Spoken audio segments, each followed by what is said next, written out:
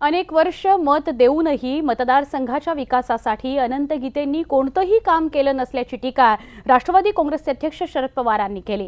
गीते संसदेमध्ये तोंड उघडतात ते फक्त जांभई देण्यासाठी असा टोलाही त्यांनी लगावला।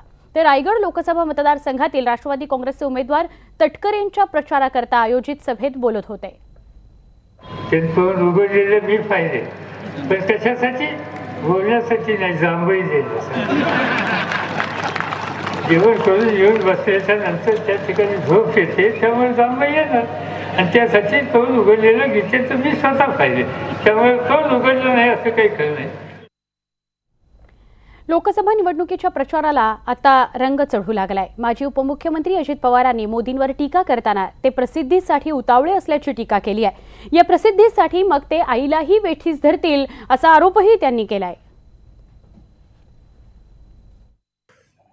आता मी इथली सभा झाल्यावर जाता जाता आईला काटेवाडीला भेटणार आहे।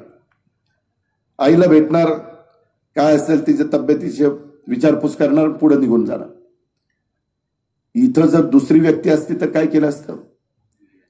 पहिल्यांदा चॅनलवाली बोलले असते, मग 2 खुर्च्या बाहेर ठेवल्या असत्या, घराच्या बाहेर, मग एकावर स्वतः बसले असते आणि दुसऱ्यावर आईला बसवलं असतं आणि तिला सांगितलं असतं जर असं मला कर।